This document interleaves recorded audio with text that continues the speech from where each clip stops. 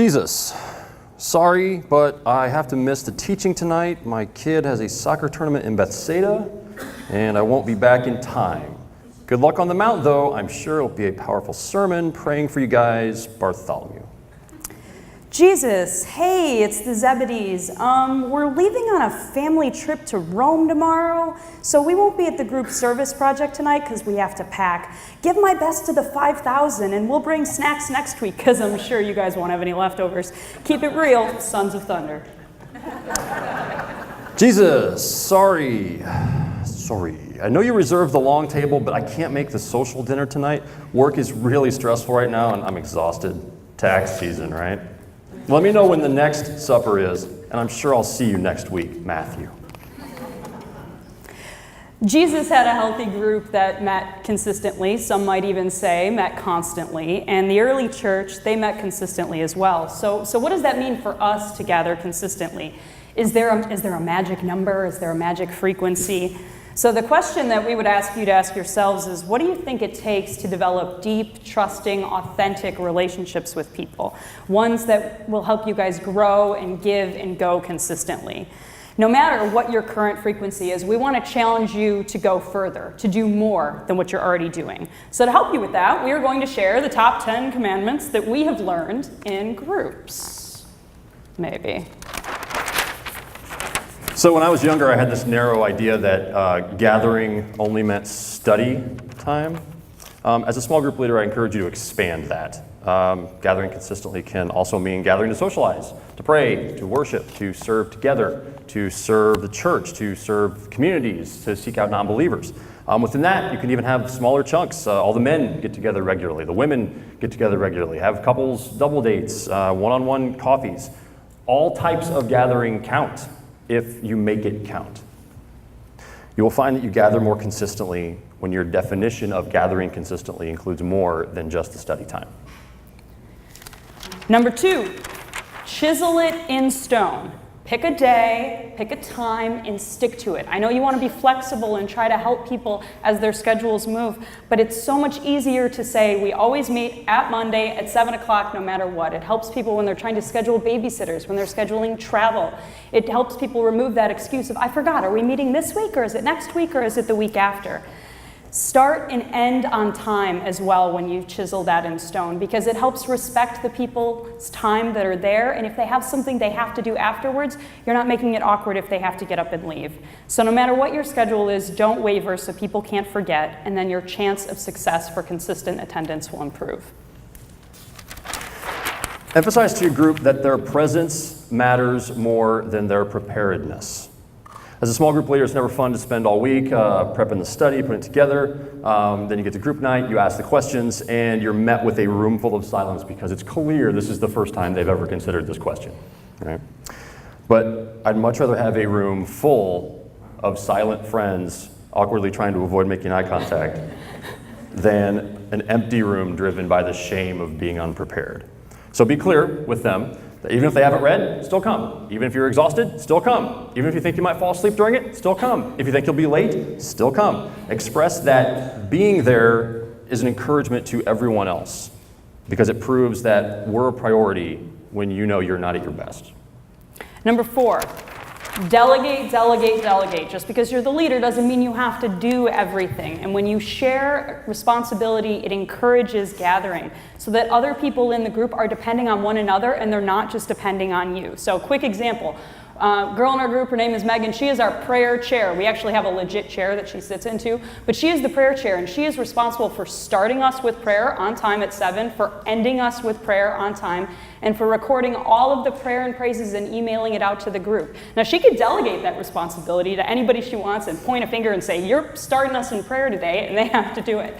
But just having that gives her some level of accountability, because if she can't come, she texts somebody else in the group and says, hey, can you be prayer chair tonight because I won't be there. That increases accountability, that increases people being there. Delegate the small things because they're not really that small and they do help with accountability. All right, so you expand your definition of what gathering means, you start delegating some stuff. Pretty soon, someone might go out on a limb and actually suggest a gathering opportunity. What? Like on the spot. You weren't expecting it. They say, hey, I heard the church is doing a food pantry, need some help. Or, hey, here's somebody's going on a mission trip. Can we help fund that? Or the dreaded, hey, can you help me move? As a small group leader, we believe it's your role to say yes quickly. Don't overanalyze it.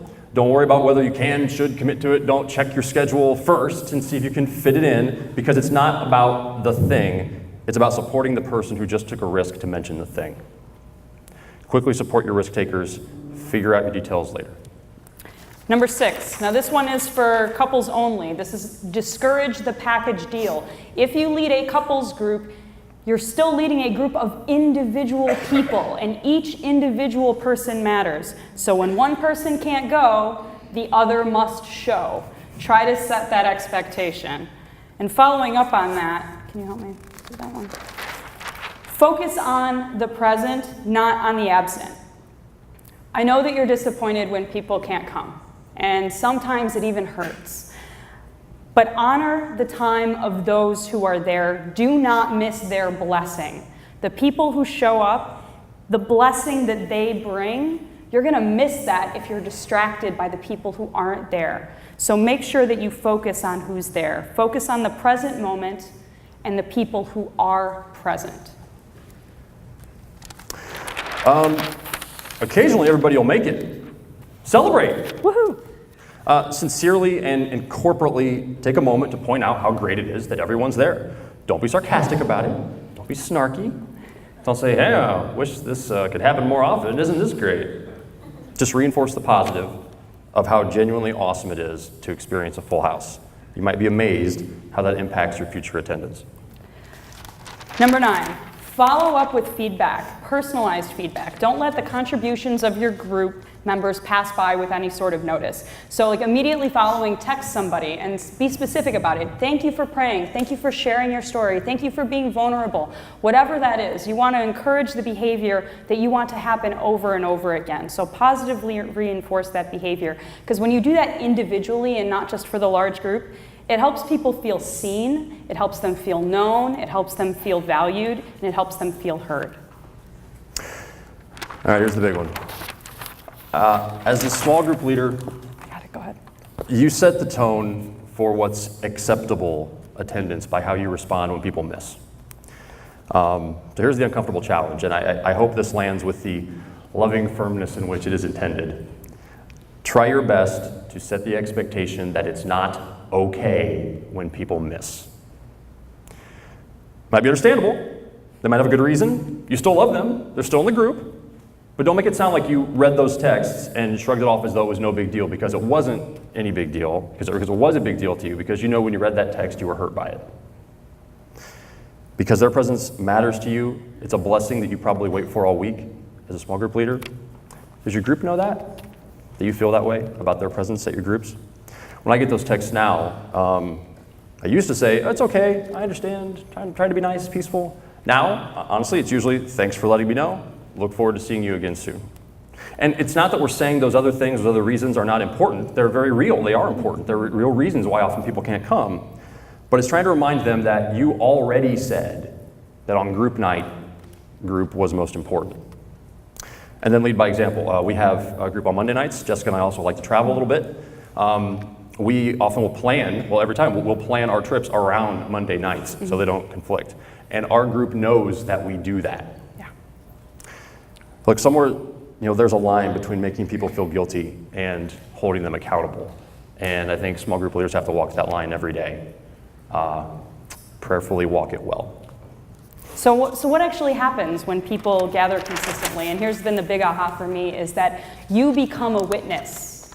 They become a witness. Your group becomes a witness. Because if you're consistent, my coworkers and my family know, don't text Jessica on Monday night, don't text Josh on Monday night. They're not going to respond. They have group, right? So when people know you meet consistently and that you meet on those nights and you don't waver and you don't make exceptions, the world starts to wonder why Monday nights are so important. And then they start to ask you questions. What do you do on Monday? Why do you prioritize Monday? So tell me more about God. Hey, could you help me join a small group? To wrap up here, these are the people in your small group. These are the people you're supposed to be doing life with in the season in which God has entrusted them to you. As a small group leader, take that seriously. Rise to that challenge and look for all the ways you can gather consistently. As a Cardinal fan, it really pains me to admit that the Cubs are very good this year. But what do the Cubs have to do to win the World Series? Don't miss the obvious. To win the World Series, they all have to show up at the ballpark and take the field on game day. This is foundational, this gather stuff. You won't grow, give, and go unless you first gather. Jesus prioritized his 12 people and was with them constantly. Prioritize your people and gather consistently. Thanks. Thank you.